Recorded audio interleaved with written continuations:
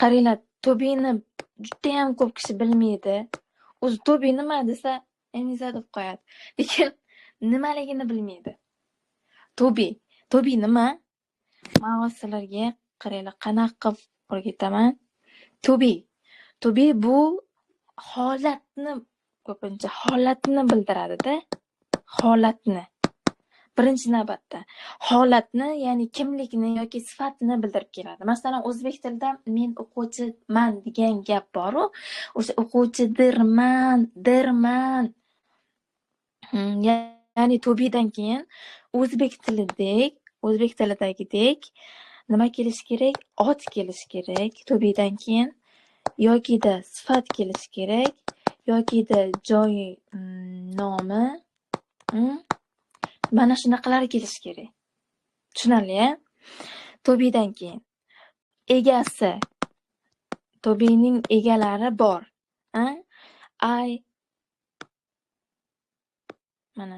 I bor, men degani, you bor, sen degani, men, sen, he va she, it.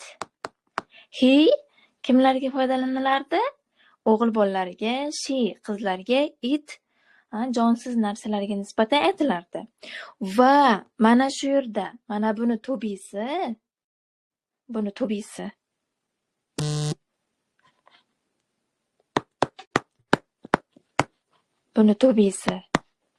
Qarang.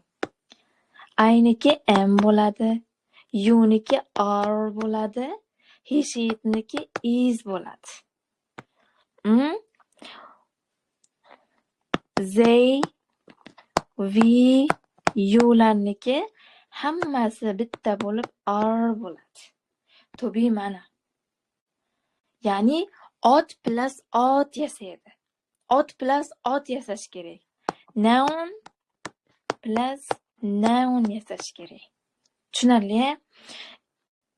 Masalan, bu tobini hozirgi zamon shakllari edi. Tobini nimasi ekan? Hozirgi zamon shakllari ekan. Endi buni o'tgan zamon shaklini men sizga hozir ko'rsatib beraman. Birinchi inkor ma'nosini ko'rsatib beray. Inkor ma'nosida shundoqqina not qo'shimchasini qo'shib qo'yasiz. I'm not, you are not, he, she, it is not. Ko'ryapsizmi? Not qo'shib qo'yasiz. They are not, we are not, you are not deb qo'shib qo'yasiz. Bu inkor shakli bo'ladi. Va keyingisi uni so'roq shakli esa so'roq shakli. Mana bu shundoq oldinga chiqadi. Ya'ni I, you, he, she, it, they, we, you'larning oldiga tobi shundoq sakrab olsa, bu so'roq gap yasagan bo'ladi. Qanday yasaladi? Mana M bu yoqqa chiqadi. R bu yoqqa chiqadi. Is bu yoqqa chiqadi. R bu yoqqa chiqadi. Bu ni degan so'roq qismini beradi. Nimani berar ekan? Ni degan so'roq qismini beradi. Endi unga qo'shamiz. Endi bitta gap yasaymiz.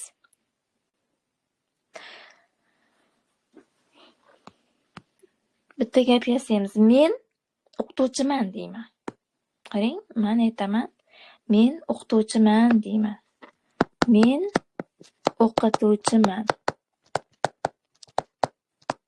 Bunday olib qiladigan bo'lsak, mana bu noun plus mana bu ham noun.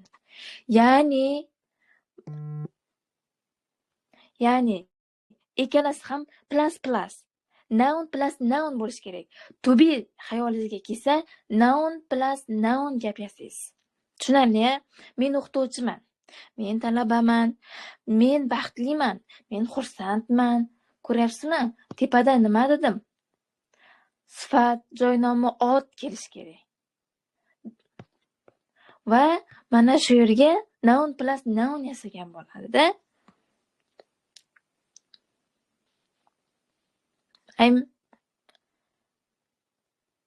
Mana I am. I'ga nima kelardi? To be. I'ni to be'si am. I am a teacher. A teacher. I am a teacher. Bu yerda nima bo'lyapti? Buni tagi ostida nima yotibdi?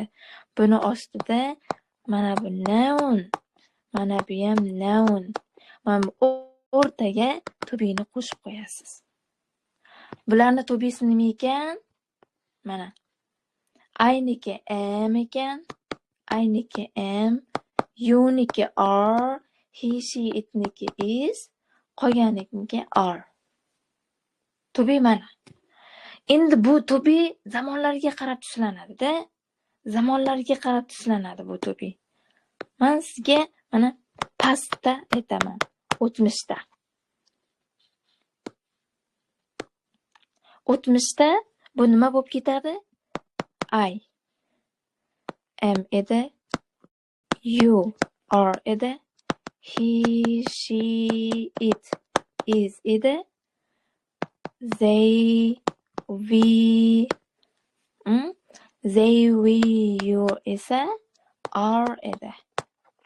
Mana. Endi bu o'tmishda qarang qanday bo'lib ketadi. I was this. You were this. He, she, it was this. Tushunarli? He, she, it was this. Wasga, ya'ni was were'ga o'zgarib ketadi. Buni ham they, we, you'ni were deysiz. Ya'ni o'tmishdagi nima ekan? To be'si was bilan were'ga o'zgarishi ekan. Tushunarli? Yana qaytaraman. Mana bu.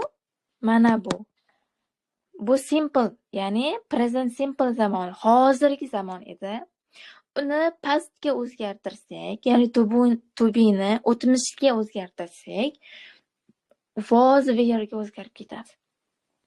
I was, you were, he, she, it was. They were, we were, you were. Mana shunga o'zgarib ketadi.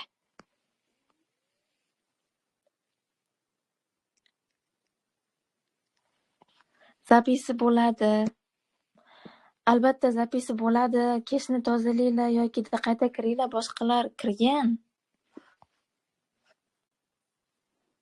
Endi keyingisi endi men sizga sifat bilan beraman. Biz otni qo'yishni o'rgandik-a? Men o'qituvchiman dedik. I am a teacher dedik. Agar sen o'qituvchisan desak, you are a teacher bo'ladi. Ular biz, siz o'qituvchisiz desa, you are a teacher bo'ladi. You are a teacher bo'ladi. Endi bu noun holatdagisi edi, teacher noun. Endi mana shunga sifat qo'yib ko'ramiz. Keling. Mana I am angry.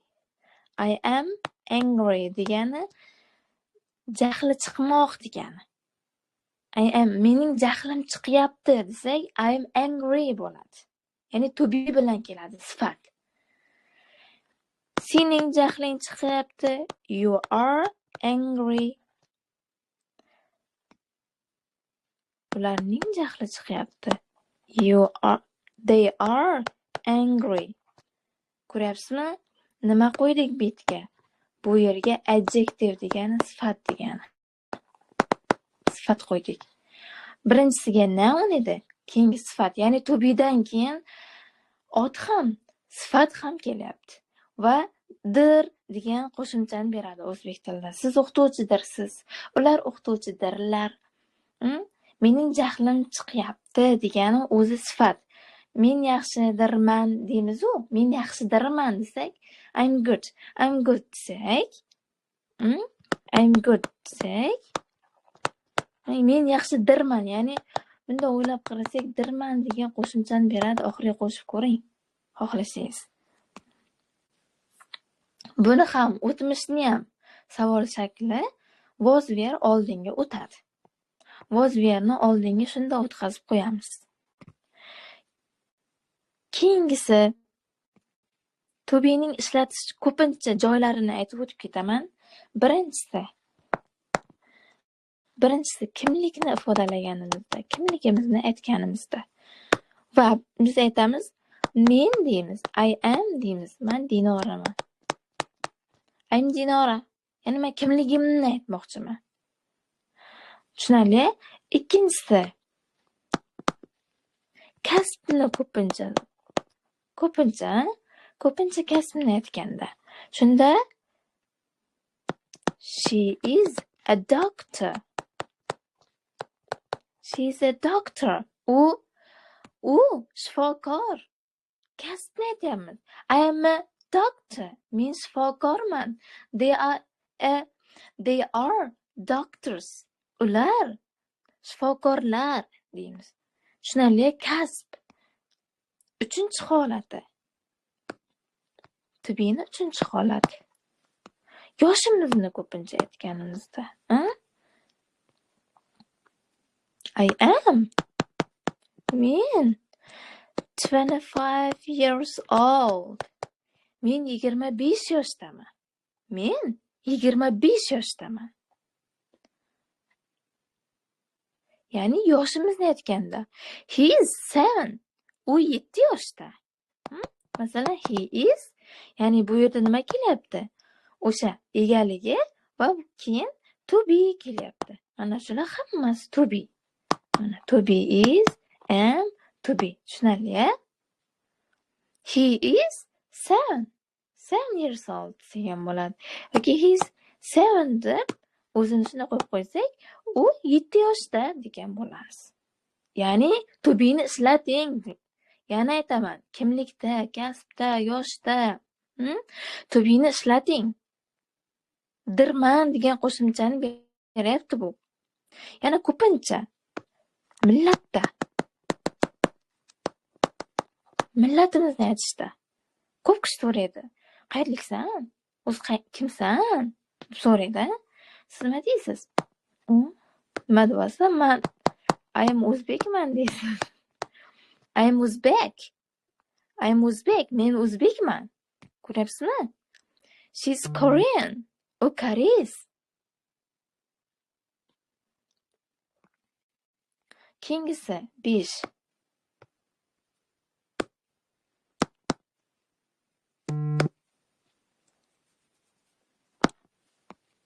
Holat va his-tuyg'uni aytganda. Holat va his-tuyg'uni aytganda. I'm tired. Ya'ni sifat kelyapti. Holatni aytganda, men charchadim. U charchadi. Biz baxtlimiz. Biz xursandmiz deganda. Hammasida ishlatasiz. Ya'ni we are happy. We are happy. We are happy. Biz xursandmiz. Biz juda ham xursandmiz deyapti. I'm tired. Men charchaganman. Mana shu holatlarda qarang. 6-chi holati.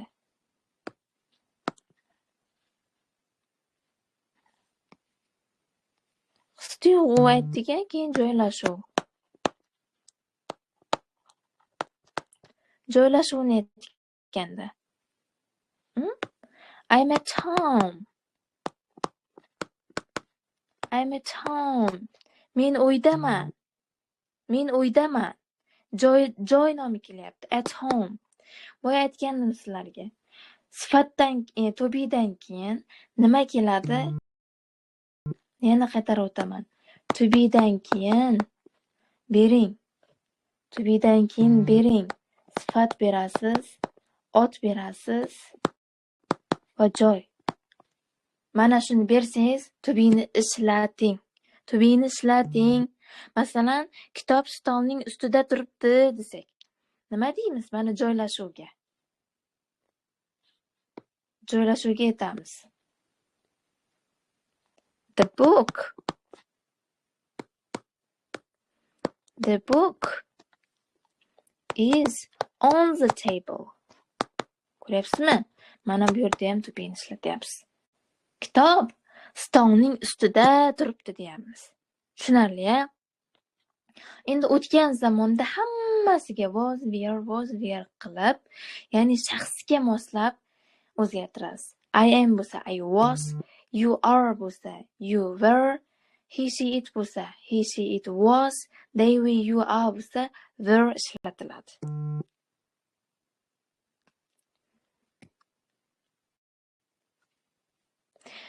Darsimiz mana shu yergacha edi. Men sizga to be'ni tushuntirdim bugun. Juda ham kishi, hatto o'zim ham to be'da qiynalganman va eng oson tushuntirishi mana shu to be'ni. To be, undan keyin ot, sifat, joynomi bering va to be'ni bosib ishlating. Tushunarli-a? Darsimiz shu yergacha edi. Sog' bo'lasiz. Yoqqan bo'lsa, keyingi darsda ko'rishguncha